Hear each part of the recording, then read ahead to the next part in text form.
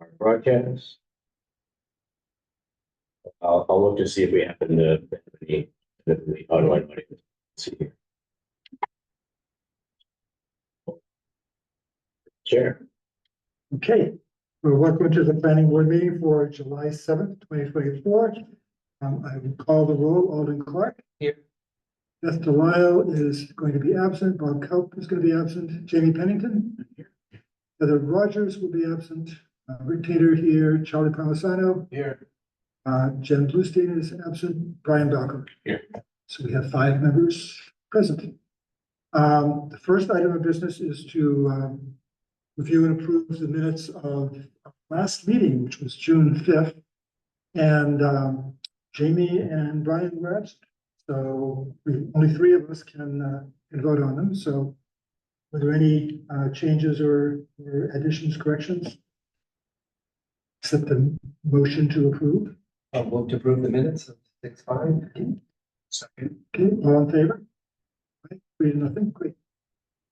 Okay, so we are going to move into our discussion of the 40R district, and especially the changes to smart growth district dimensional and design standards for what we're calling sub-district C on Parker Street, the proposed expansion of the 40R district. And in this presentation and in the materials that I sent out in advance, or did you bring any copies by any chance? Oh, yes. So Ben and Bill could have copies to look at. I'll walk you. So I had gone through, based on our previous discussions, and made certain recommended changes. And I won't say that these are comprehensive at all, and you may have looked at the dimensional design standards, 30 pages of them, and come up with. But what I'll do is I'll do this presentation and go through my thoughts, and then we can have an open discussion. Sure. Okay. Sorry. All right, a little bit of confusion on that. Papers.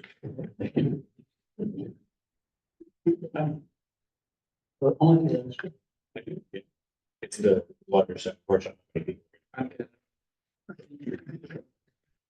Awesome. But I'll have it on the screen. Okay, Andy, you take it away.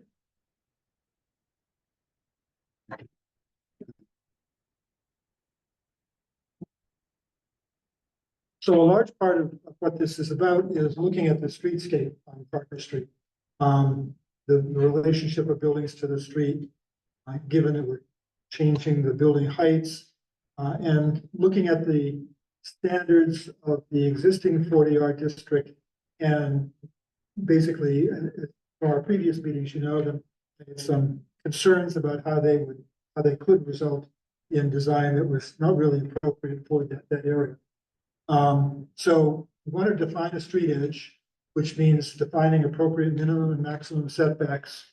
We want to make sure that buildings have a long facade parallel to the street to help really define that edge. Push parking behind the buildings to the extent possible. Think about landscaping, and then extend the multi-use path on the south side of Parker Street and create a north sidewalk on the north. So the current district standards are here. These are some of them, and the ones that I highlighted are the ones that I really felt we might have some concerns about. There's a minimum length of frontage, 40 feet, which means that you could have theoretically very narrow lots here. Most of these lots are over 200 feet wide with a 40-foot setback, 40-foot frontage requirement. You could divide those lots into multiple lots and really not get a consistent street edge. There's no minimum front yard setback, and there's a maximum front yard setback of 10 feet. And when we looked at the at One Boston Way and tried to replicate that down Parker Street, saw that it could be an inappropriate, it could be a row of buildings with their narrow side toward the street. So those are some of the concerns that I had. Go to the next one. And so what I thought we should do is require, first of all, require the 10-foot multi-use path and a green strip on the south side. Relax the 10-foot maximum front setback, so to allow the buildings to move somewhat further back from the street. That would provide space for the path, the sidewalk, provide a privacy buffer if the ground floor is residential, so the ground floor residential units aren't right on the street, but also allow a smaller setback. 10-foot setback, if that's the right number, where the ground floor is public art oriented businesses. And I mean, by public oriented, I don't mean what we ended up with. One Boston Way, which is the lived workspaces with no real public activity. So if we have businesses that really invite the public in, then they could be closer to the sidewalk. And we could have a variation in setbacks from the street, depending on the type of use. We want to require buildings to occupy a majority of the lot frontage in order to create this strong streetscape and to move the parking behind. And there's some requirements in the current ordinance for modulating or articulating the facades of buildings, and they really result in kind of a busy building facade. And so I've got some examples here that we can talk about where we can modify those to be maybe more appropriate for this type of district. Yeah, Sorry, go Rick, ahead. just a question. Did you want to go with comments by slide or wait till the end? Well, if there are any questions about it, yeah, raise any questions and interrupt me. Sir, James. Just yeah. two Yeah. technical questions to Yeah. make sure I'm understanding. I think I know, but sub-district C is exclusively the new. Yes. Correct. And the second question is frontage. Is it still going to be the definition to lot line? So there's some discussion about, What do you mean setback? sorry, setback. Is it exclusively be to lot line as the normal definition, or because we were talking about maybe to curb, because that road might realign a little bit? We have not adjusted that yet. We could start thinking about that. It looks like it's good. But it's still the lot At line. this point, it's not. Similar. Yep. You say the setback, what is owned by the city versus what's owned? Right. So where's The setbacks, yeah, the setback starts at the city line. right, so I was just trying to remember looking down Park Street where that actually is. Right, right. So we have, in a previous presentation, I did show that, I don't have it in this presentation, but John Eric had provided a layout of Parker Street that showed the paved areas moving back and forth, but staying within that roughly 53-foot right of. Reason I'm asking this, to do with sidewalks.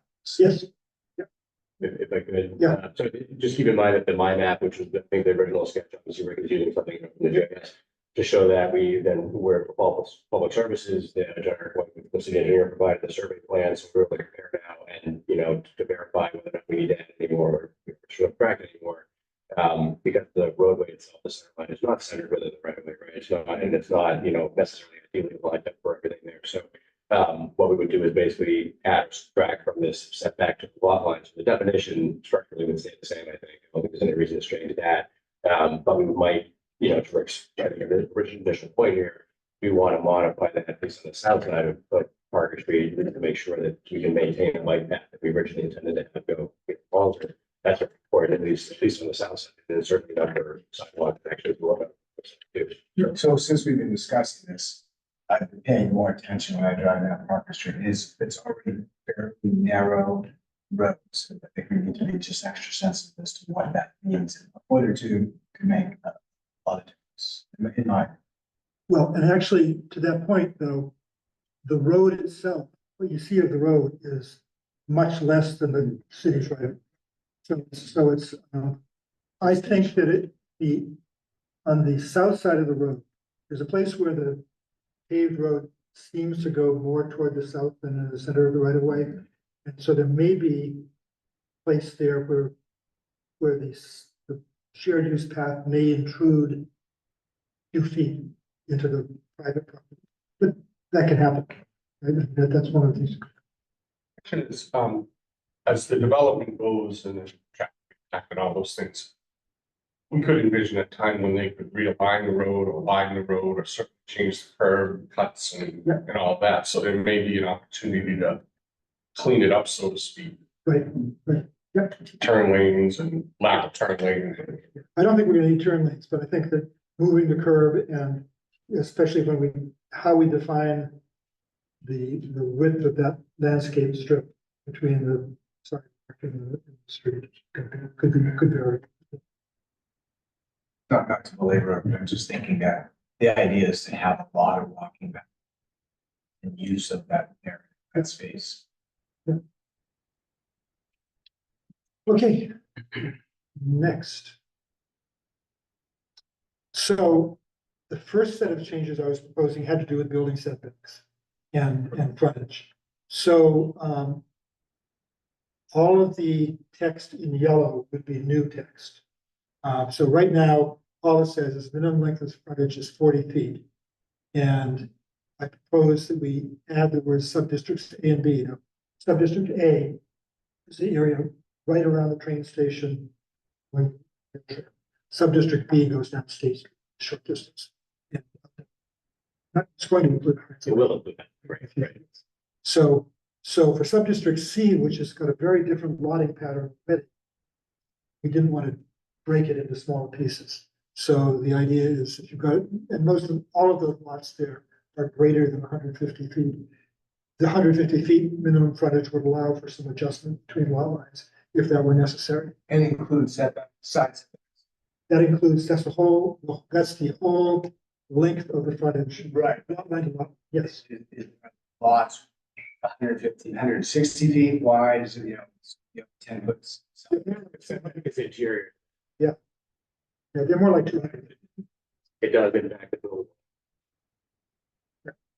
but there's no side setback there. So, Oh, so the right now, the front yard setback has a no requirement for minimum. And this is one of the questions we're going to want to talk about. What is the right minimum front yard? As it is right now, I put 20, but if we thought that there were going to be real active, say, retail business uses along that street, we could drop it down to some. Yeah, 20 is not terrible. 20 is what, if I recall, 20 is what Immaculate Conception School is from Washington Street. If I could just interject, just two thoughts. One was, in terms of the building frontage along the length of the street, which is a concept, and you might, it's no illustration that you're speaking of, course, but, I know we've looked at it before, but if the building is basically framing the street, so each lot is providing longer length of building towards the street than say one Boston Way does towards, Park Street right now. That had some unique conditions, by the way, so that site, looking for us. But, yeah, like, right. So here, if the buildings are framing the street, the question is to, if the building is required to have a percentage of it, to me, also an exception to that might be if there's public space, like a plaza or something like that, that would be reasonable, sort of acceptable. Okay, and then, the other piece I just was thinking about was the variation of the building setbacks themselves. To me, that goes to the policy level question of what are we trying to do with Parker Street? How we envision Park Street, decades down the road. Is it something close to a train station? You might think of it, Somerville, or, is it train station sort of, further out as a suburban, business park, and you sort of pull back from the buildings and so forth. And then it goes to also the discussion of, is it retail and first floor uses? How much are we fighting for that? We can't mandate it, they're saying, but we're trying to make sure that it can somehow do it. We need to also, I think, in this discussion about what we allow, and I think it's very important that the regulation has a waiver provision. I think it's very important for all design considerations before it has the ability to waive and flex in the appropriate context. You can't anticipate every scenario. But I think we need to decide in terms of the amount of setback here from the frontage. We need to decide what are we trying to establish there. Part, I definitely think the bike path is needed. What I don't know is, and I think we need to make a sort of policy decision about is, are we trying to incorporate more commercial or like that activity around there as mixed use as a transit or development district, or is it more of a transition into the business park that's more residential in nature? But that I think is part of that discussion, I think, and it could be a spectrum of options there for each parcel as it comes along. But I would encourage you to think about what you envision there, a long time from now between the train station, the business park, and rail trail, all that. One of the things we had hoped to have commercial ground floor near the train station, but the developer didn't think that was feasible, so we didn't get that. And I would point out though initially because there's not enough housing there to support it, right? Which is Right. why we talked about structurally supporting it, but maybe not requiring or mandating it Right. at the beginning. Right, but I guess what I'm saying is whether, whether as you get further away from that core, whether retail is actually more desirable further away from the core versus less desirable further away. And More then the critical mass of what you're building. Yeah, right. And then one thing we could do is we could write the regulation in such a way that if for buildings in which the ground floor is non-residential public facing, the setback could be 10 feet, and for residential it could be 20 feet, or we could adjust the maximum. We can think about this. These are ideas to talk about. Would you put that as an exception for this that would require a waiver? So it's a good question. I think that we might write it into the table to say non-residential ground floor has, zero setback, or, whatever we say. But a resident, I mean, the whole idea is, if it's gonna be retail, then we want it to be active and accessible. If it's gonna be residential, we want it to be protected from noise and traffic, setback. So that's it. I think that would be good. 20 bucks. That also the end is. Yeah. See, Andy was saying about some public, seating or something, maybe benches, or is it all? You see down there? Yeah. The real question I would have is, if it's gonna be a lot more densely populated, should we consider, will there be a bus stop that region? Space would be a combination for it. Accessible. Certainly, I don't know what the exact configuration might be decades down the road, but certainly the MVRTA or MIVA, our regional transit system, and certainly I would imagine more in the future, will have a designated spot or two here. And the question might be what's the final configuration, and that might need to be a little bit contextual depending on what's there. But I definitely would expect it to grow over time with more housing and transportation. Well, the underlying thing is smart growth, and we're trying to look to the future of less vehicle traffic. So for example, I don't know if you've ever been to Utah, happened to go up to Park City a few times, and they have phenomenal public transportation, being near the bike racks in front of buses, and we would take the bus everywhere. So I was kind of. And this is one of those areas that lends itself to people coming out of town or. So that's where they're. Walking bus, whatever. Yes, so With the idea of incorporating a bus stop, that could be another criterion for moving the building back from the street, is if you incorporate a bus stop.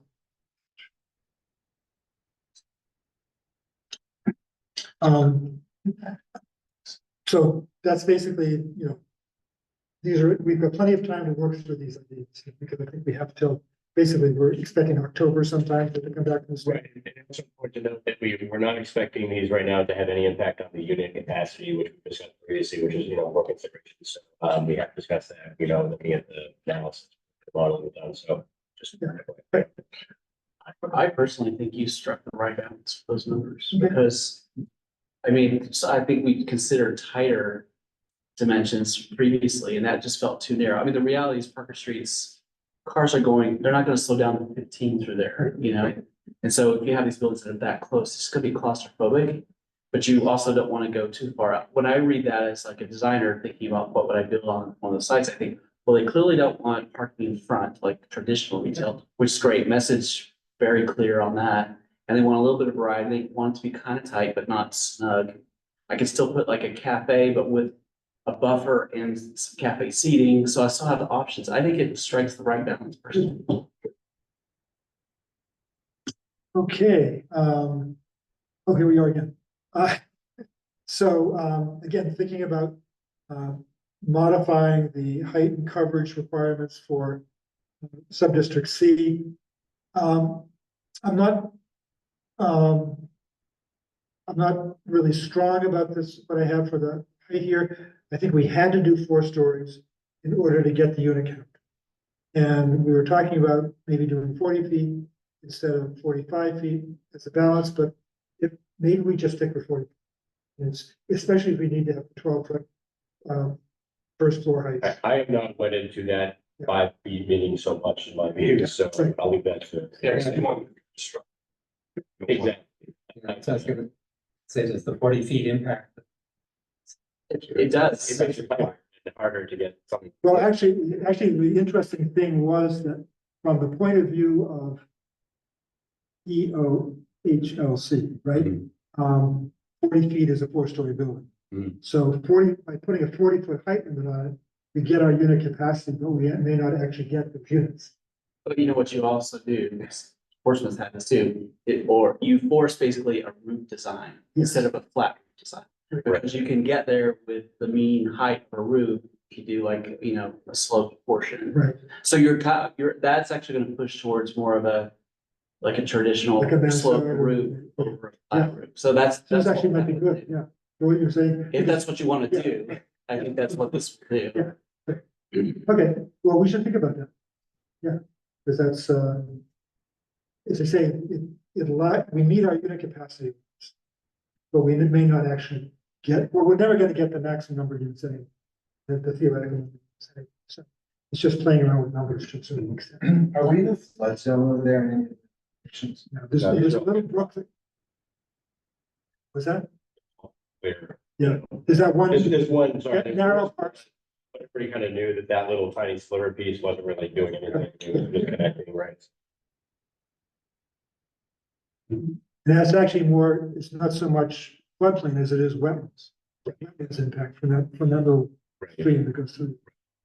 Sure. But the other thing was, we have this 10,000 square foot maximum footprint, and that didn't seem to be something we really need to. Seems like something that we could just get rid of for sub-district C. And do you have to get rid of it for the sub-district A also, in order to get this to qualify as MBTA? No, we were able to leave that as is for the rest of the district. It's worthwhile considering, do we want to allow flexibility? Obviously, I don't think we take advantage of that. I think, you know, originally, and I wasn't here for this, but when earlier sketches were done of transfer development rights idea. For that area years ago, before the 40-yard district. Way renderings, the concept, you sort of see in the planning dialogue, were smaller buildings, it's. West, you know, how small can we get the buildings to feel like they're downtown Newburyport? You feel like they're smaller units as opposed to the building being just a gargantuan block, and we try to break it some other way. So keep in mind that that's sort of, you know, that was sort of the concept. When 1 and 3 Lost Way got done, both, it's worth noting here, I guess, the context of flexibility, we haven't really seen that so much, you know, but, you know, we're concerned with that scale, so to speak, but both of those projects got, and I think was reasonable to ask for waivers, and that's, they're like twice that, you know, size right now, and coming. So, you know, just keep that in mind, that we've already granted a waiver on multiple occasions from that provision, because we needed more flexibility to make a viable project. But didn't they have the exception anyway for the 22,000? Yes, well, that was changed, Oh, okay, that's updated, okay, yeah, that provision was updated in order, and partly because we were, because of that, yeah. yeah, okay.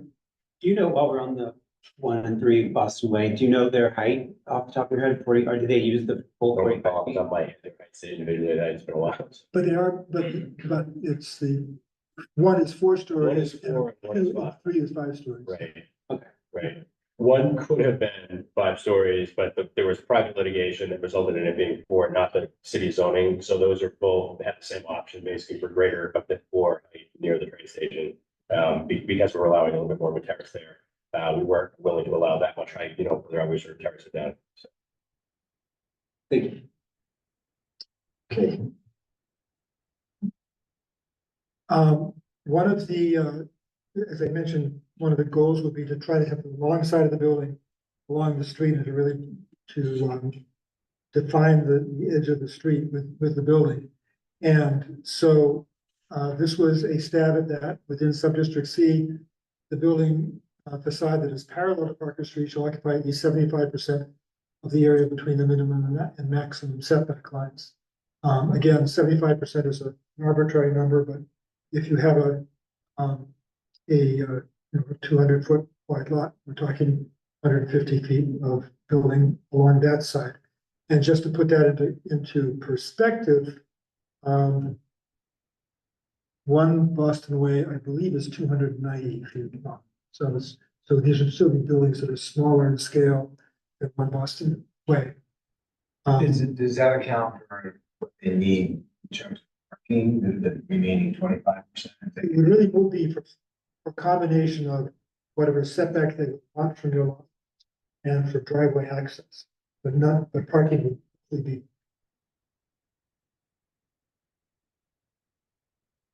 Anything more on that particular thing? Okay, next one.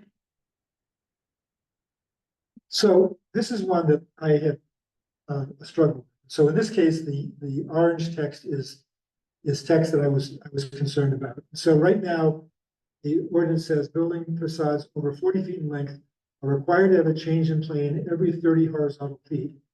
And that change in plane has to be accompanied by change in color, material, texture, and/or express joints and details. So this illustration is actually in the ordinance as an example of the kind of thing that this means. But I don't think this is what we necessarily always want in every case. So if you go to the next slide. So these are both actually in the ordinance examples of good buildings. And the one on the right really doesn't meet that standard. And the one on the left does. And go one more. Sorry, one thing, this illustration is correct, that this does not illustrate that correctly. It was illustrating something else that's better, but you're correct, it does not illustrate the breakdown of that. Right, Yeah. exactly. So here we have two buildings in Newburyport. One is One Boston Way, and the full length of the building is 290 feet. And the bays, interestingly, some of them are 30 feet, some of them are 40 feet. So it doesn't actually, they must have gotten a waiver to get those wider bays. But that's what our ordinance calls for right now. Doing something like that with alternating every 30 feet and changing color and materials. And right downtown, we have this building that the full length of it is 205 feet. And this segment, the left-hand segment of it is 96 feet. So this would qualify under the alternate approach that I'm going to propose, which is to say that we don't need to worry about every 30 or 40 feet. We can be looking at a bigger articulation. So if you go to the next thing. So what I would say is that, and I'll read it without the process. Building facades over 150 feet are required to have at least one change in plane that breaks the facade into horizontal units 100 feet or less. So that's what you'd end up with that building in Market Square. One acceptable way to create a smaller horizontal component is to emphasize a public entrance by placing it within a projection or recess from the main facade. So in that building that happens is there are two roughly 100-foot long segments and there's a public entrance right in the middle of it. So that seems to work, and it seems to be a nice thing for our community. Then I go on to say the facade may also be articulate with all the other things that are listed in the ordinance. And then I would just take out the change in plane should be accompanied by change in color, material, texture, and/or express joints and details. It can be, but I don't think we have to say it has to. So any comments or ideas? I think it's fantastic because we're guaranteed to get some of these collage style buildings anyway. Yeah. This allows at least one person to not do it. So I think that's great. Yeah, I agree. I think it's good. Like that look, it does. I'm just gonna do devil's advocate for 1 second. Yeah, go ahead. Just curious as to, are we limiting the potential of different types of projects that, or do we have the ability to say if somebody comes in with something that we would find in line with what we're trying to do, make an exception? I'm just curious. I think we always have the right. Yeah, if I could. Yeah. At one point I was gonna add two thoughts, actually. One was that there's a waiver provision, I think, and I emphasized again, very important, both for us and for them, that there's a waiver provision. So we thought, at least there's some dialogue in the office about adding perhaps a greater emphasis at the beginning of the section, making it clear, but it's in the ordinance that the board can grant waivers. So obviously every site's different. The assumption is, we have to look at context, right? So we want to make sure that they're aware obviously they're gonna come up with something that they think works for them. And there should be flexibility to modify based on the site. We can't possibly codify everything perfectly. We can't anticipate everything. And at the same time, it goes to the spec. We're trying to address this. Sometimes we sort of go back and forth with this pendulum. And so keep in mind that part of the reason for having a bunch of provisions like this in the ordinance originally, at least, in the concept was to have a trigger that the planning board could pull to say, all right, you can't go any further. We're hung up on this particular issue. We have something we're going to pause on it and rethink this detail of the design before we go further and say we're approved.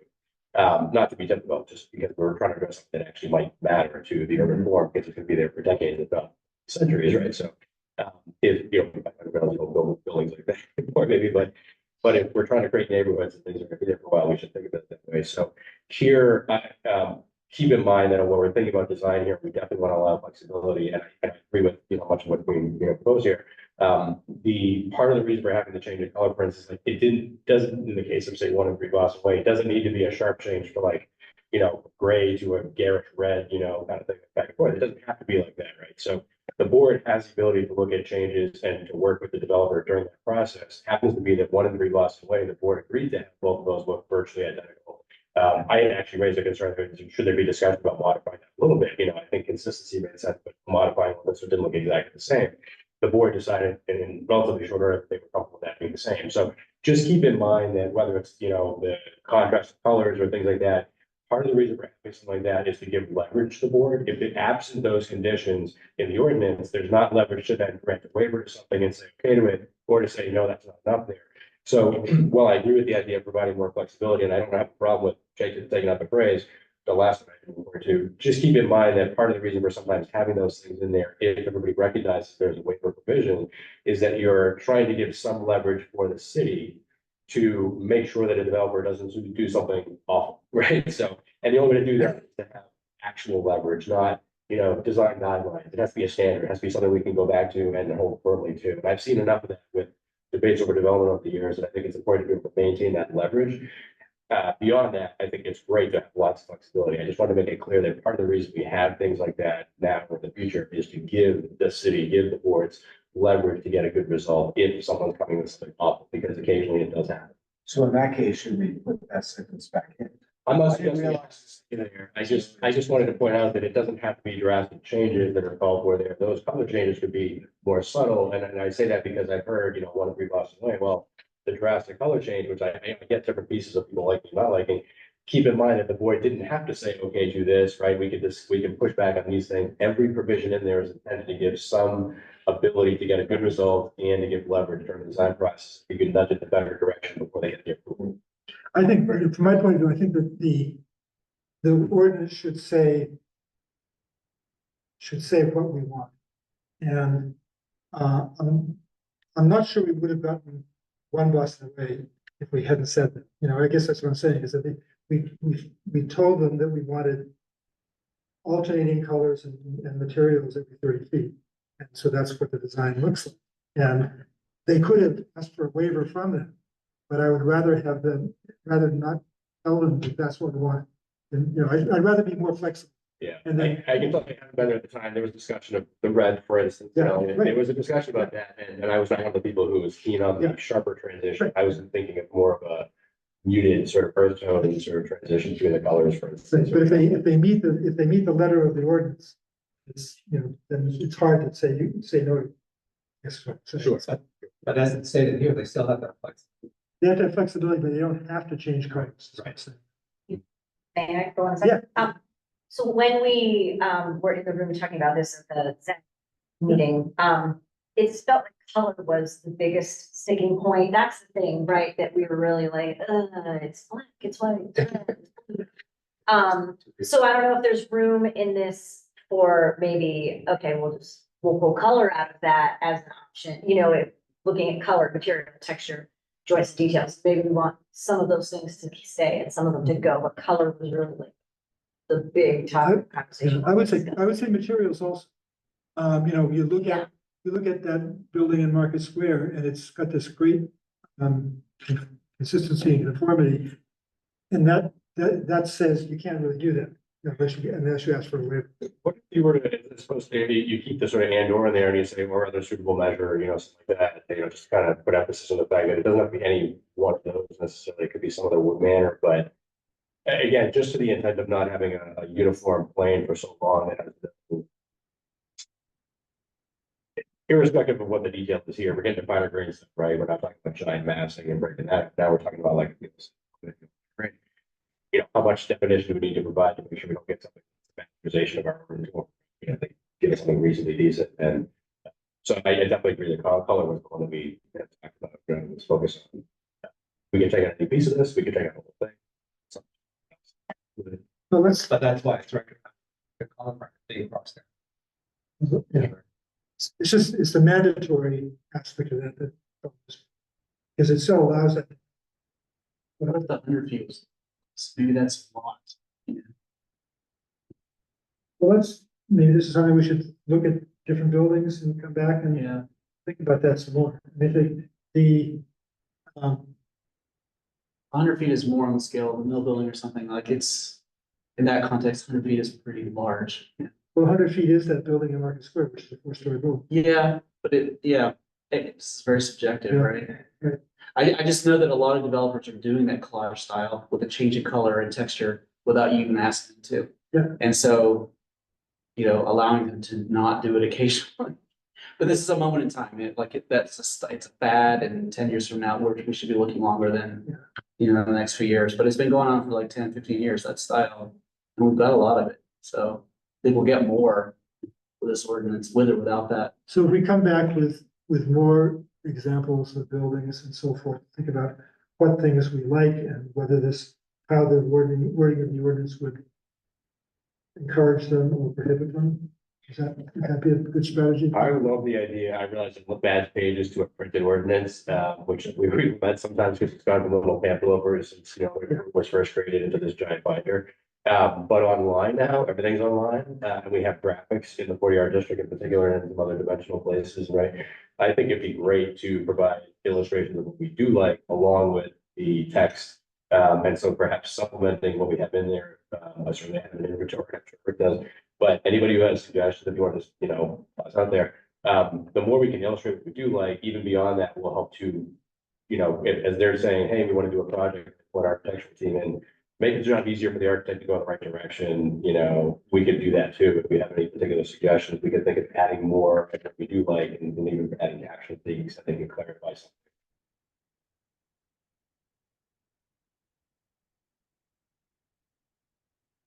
something. So we'll come back to this.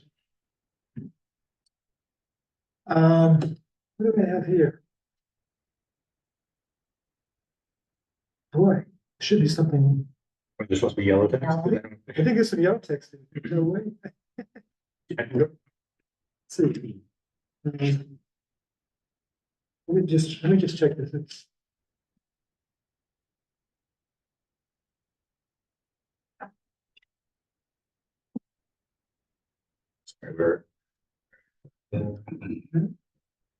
No, that's where it is. Well, forget that one. We're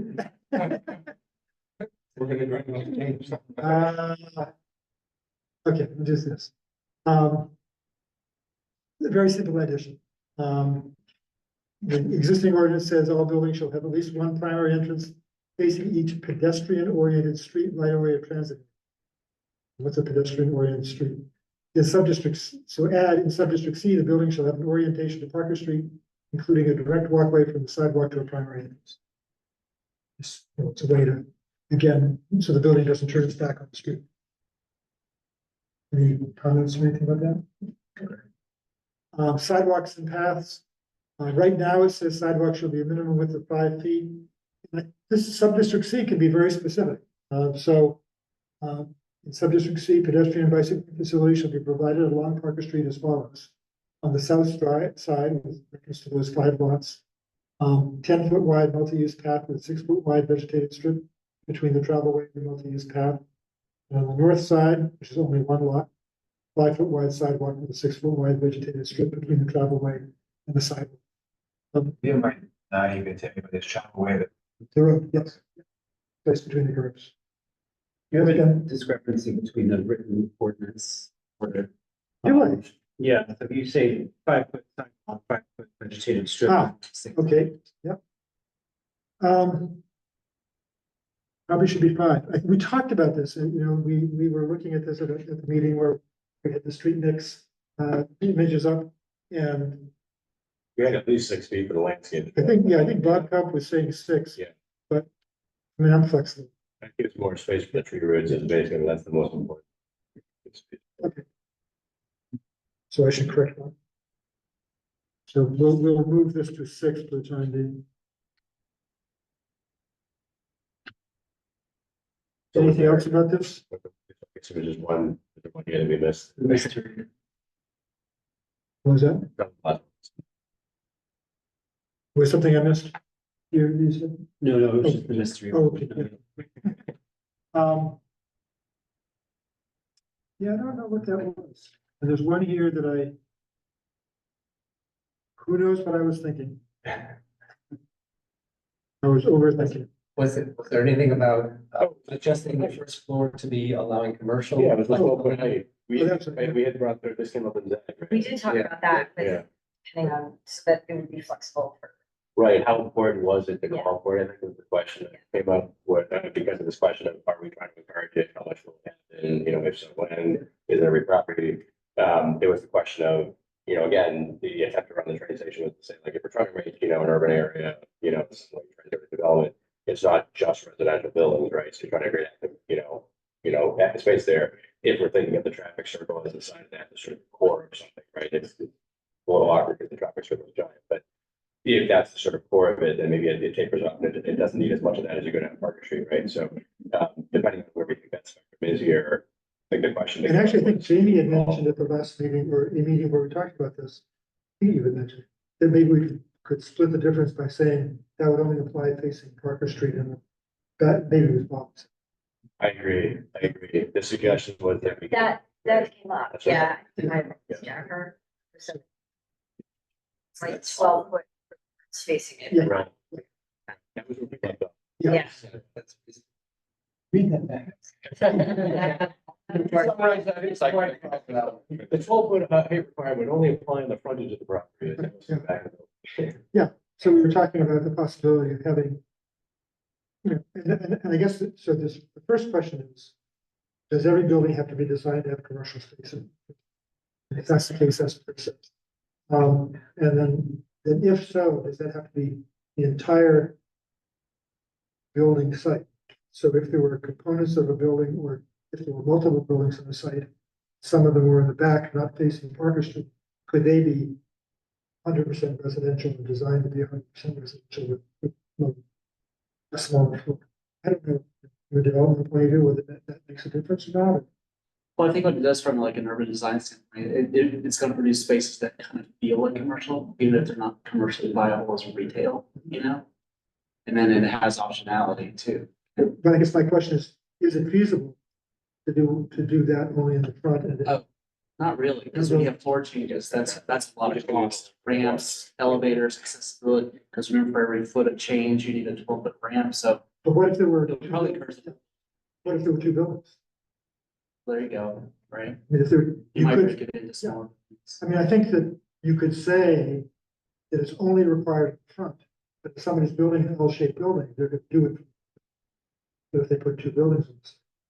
They might do it for. Right. I don't know if this is a wrench in the works, but when you do some commercial space, first floor, and you're thinking of having a cafe, they tend to often have outdoor seating, or try to have outdoor seating. Yeah. And so if you're limiting it to the 10 feet, thinking that they're just gonna keep that open space within the building somehow, so like an overhang kind of thing. Well, I think that the idea would be that they wouldn't be limited to 10 feet. But they would be allowed to be up to 10 feet if they had commercial space, but they'd still be able to go back 30 feet or whatever we have the maximum setback at. So they could do that. And I think, and Andy just mentioned something earlier that sort of an aside, I think, that we could, somebody else did. about flexibility, maybe you do, but having flexibility if there was a plaza or something in front of the building, that could count for some of the building. So, and I've seen that in regulations too, so we could look at that. I think we're really just trying to make sure the car is not what everything that's presented on the street, right? I mean, that's- Yeah, we want to make sure that people can't park in front of That's accomplished by the 30 feet it. max. Yes, right. That just takes it down. Yep. Okay. Okay, so that's all I got. So, any other thoughts or questions about where we should be going with this as we go down Parker Street? Understand how it works. Not only that, the insight you had that there could have been these like, it might have been not a high probability, but even just like 30% probability that we could get these like long bar shaped buildings, like your insight to that, thinking ahead of it is really great. And this solves that. Yeah. For sure, and adds more nice features to it. And I think we can play around with the numbers, like 75%, doesn't have to be 75%, could be 60% or something like this, just so long as we have, that we create a building block. A couple comments. I think, Andy, you mentioned, I think, just sort of anticipating next steps with something like this. It's some kind of statement around the vision for what you all are proposing, through this language. What are we aiming for in this new, sub-district C? And then a question that I have that you might be able to answer for me now, and I will ask it again in another meeting, but others might have potentially, is I'm struggling a little bit to understand, especially because of the nature of the presentation we're looking at, the differences between sub-districts A, B, and C, and whether that's cohesive in the actual application down the road. Is that cohesive or not? And if so, is that intentional? And just kind of helping someone who doesn't study this on a regular basis kind of approach it to say, oh, I get it. We have this existing stuff and we're adding these, this additional sub-district, and it has different requirements, and that will make sense when you see it in 20 years. So Andy, I actually had sort of similar thought as we went through all this. Do you have that diagram of A, B, and C? that we Yeah. Look at, because I do think that's important to understand. Yeah, and I think also being able to speak to the sort of change with like all of our stuff. Yeah, the ideas behind it was that a higher density and mass near the train station, we're trying to scale it down. See that? But we're not scaling it down, going down Parker Street, because we've got the same density, but we're looking at design differences. I think, because in the core district, you see there's all those funny shaped lots, long, narrow lots, et cetera. And so the frontage requirements and so forth that we had in the existing ordinance for the sub-district A, the yellow. Actually, no, that is A and B, but it has the frontage requirement had to be smaller because the existing lots are smaller. Yeah. And as we go out Parker Street, then we have some more expansive lots, more consistent. Yep. In terms of it, so we can think about different designs. Love that. You'll appreciate this putting your little streets hat on with the multi-use path kind of connecting down to the rail trail. On Boston. It illustrates right now, right here, exactly why that has such value in making this all. And I want to say the recent connection through from Parker Street to Parker Street around the Rotary has made that so much more useful. Just having that connection there, I ride that path much more than I used to. But I couldn't envision how they were gonna do it, and then when it came to be. Yeah. It's really great.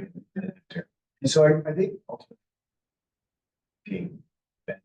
we talked about this before, is A and B is sort of developed to the degree that maybe it won't get more developed or say.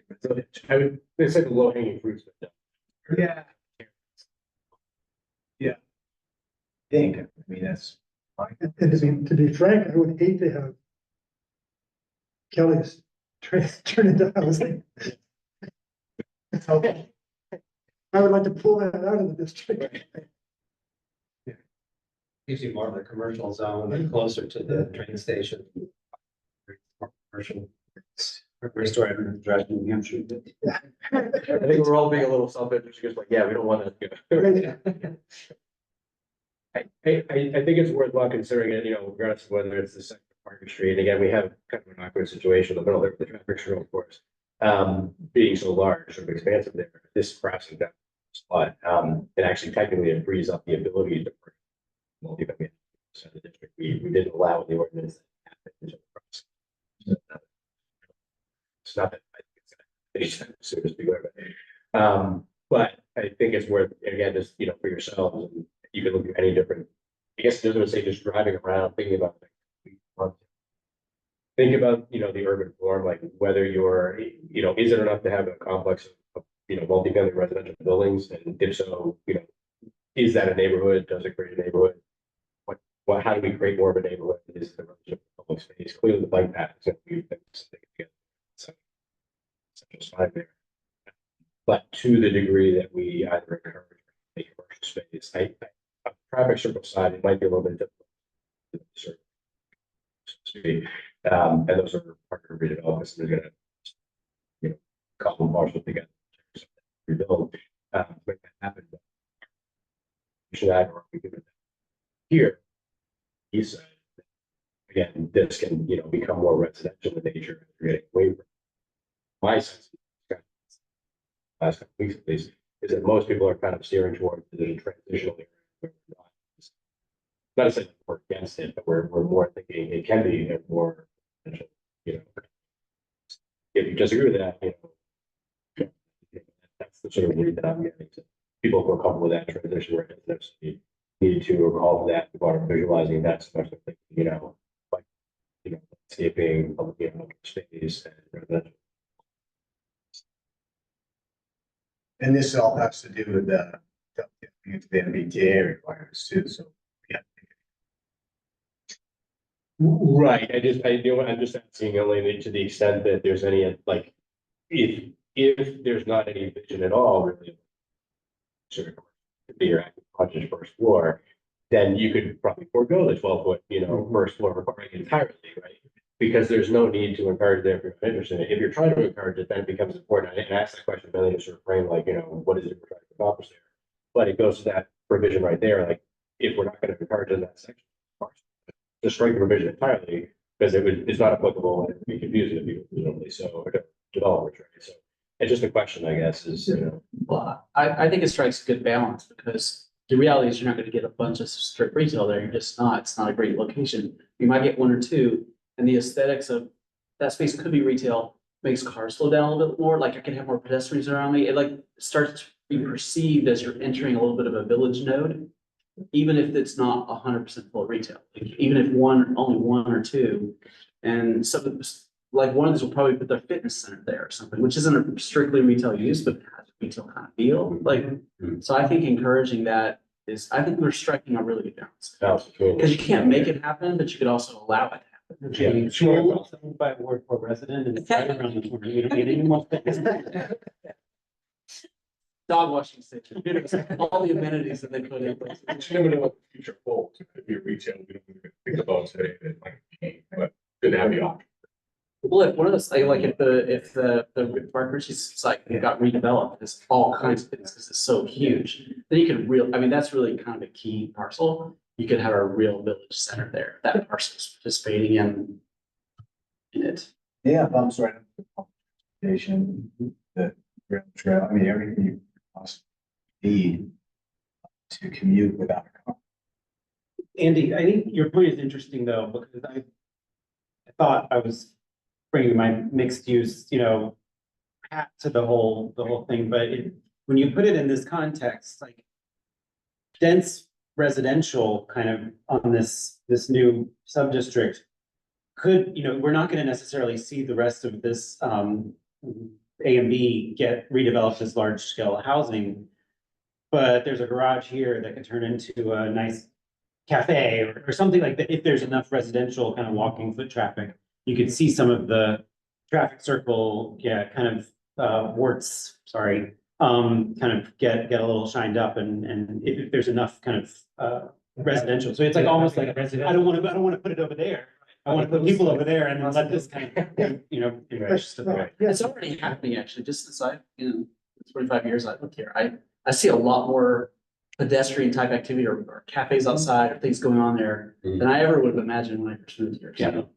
Again, it's like the transit. I mean, people ask, why doesn't, why do we have more, transit? Why? Because we're not enough revenue. We have to have enough density in given areas to support that transit, and it's self, reinforcing. We have to have that density of housing units to support the transit, then the transit becomes self-supporting, and it becomes that, it's something I forget who mentioned that earlier, but someone was commenting on the transit, just the fact that, once you've got that, so.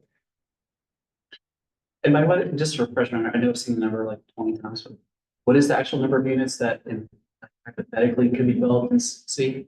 It's 1,292. Just C, so what are we just See, adding? it's up there, 340. Oh, that's- Oh, I'm sorry, yeah, okay, Yeah, I saw it even just like, yeah, the 3041. that's, Again, it's theoretical. I mean, right. we're not even hitting the maximum, theoretical maximum for the income. So you could get higher. Than that. These aren't permits. I mean, I think most landowners, they're gonna try to get the max, if they do it at all. Some district C isn't the one on the right, as well as it, or is it? No, No, that's going to be upside. That's right. Like we're saying earlier, some district B is basically a piece of State Street around the county's parcel further. So everything here is B except for the corner piece. Or parcel there. You can see my hand. Yeah. And then this purple part will be added to that sub-district B. I'll hold it in this big notebook, just tell me that.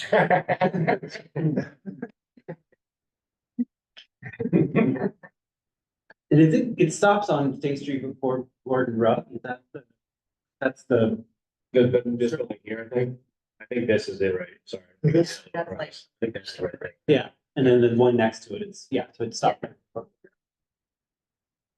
and so things that are kind of misleading about this map, all maps are misleading. Because there's a book called How to Lie with Maps. Big book. But you can't see the big chunk of subdistrict B is wet, is water. So that's because it's hidden by that outline there. And then the other thing that we don't really see here is that all these buildings look the same, but some of them are 4 stories, some of them are 5 stories, and everything in the left-hand side is all barely 1 story.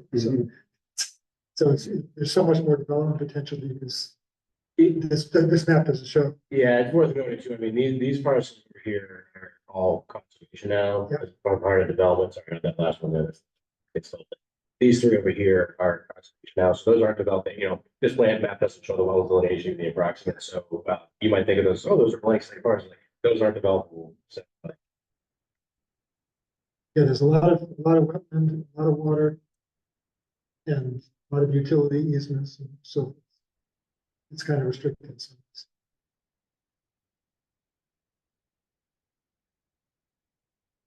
anything else? So I guess, barring any other discussion, that's happening between now and the fall, the assumption is this will effectively become part of the packages provided in the city council. So, in the state, applies, and there's no other concerns they have.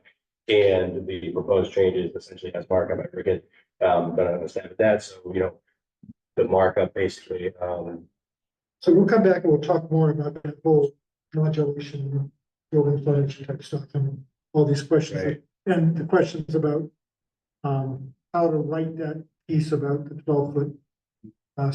Just to say that it's only required to be on the Parker Street side, but it's not prohibited. Unfortunately, you don't have any grade there. Yeah. But you might not, somebody might not do the whole thing. Yeah,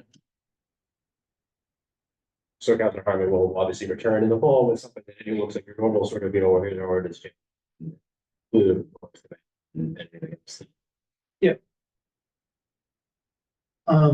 you have any idea of what's coming before the board in August?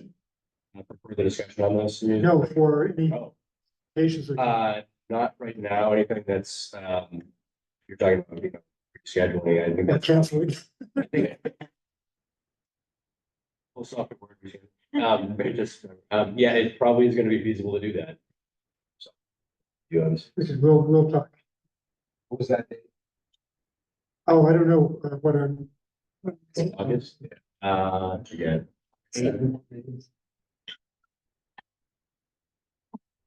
the seventh. Seven.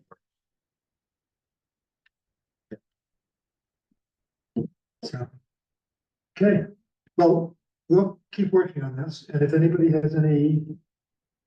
I actually, if you have any ideas of buildings you'd like to. You think would work well here.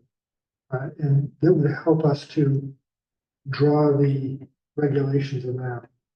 We want to make sure we have regulations that encourage the things that we want to have happen and discourage the things that we don't want.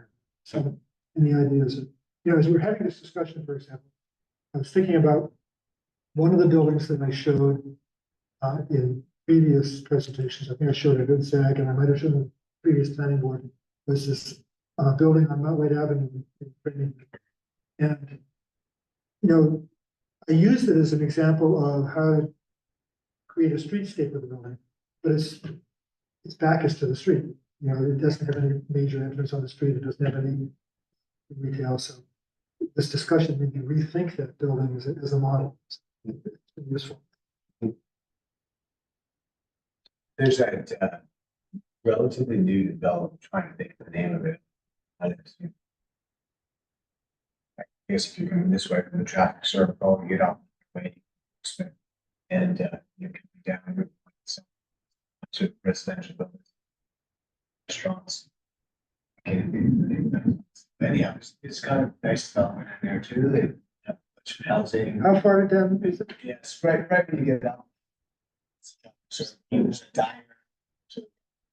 Oh, West End Yards? Is it West End Yards you're talking about? So I'll take some pictures of there. I didn't have any pictures of it. I used the plan view for it in our previous meeting, but I didn't have it. It's a very nice. I'll grab Yeah. Yeah, you can be our field representative. Of course. Sure.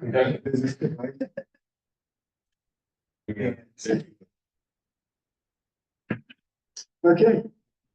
Well, if there's nothing else. To adjourn? All in favor? Okay, we are adjourned. Thank you for having me.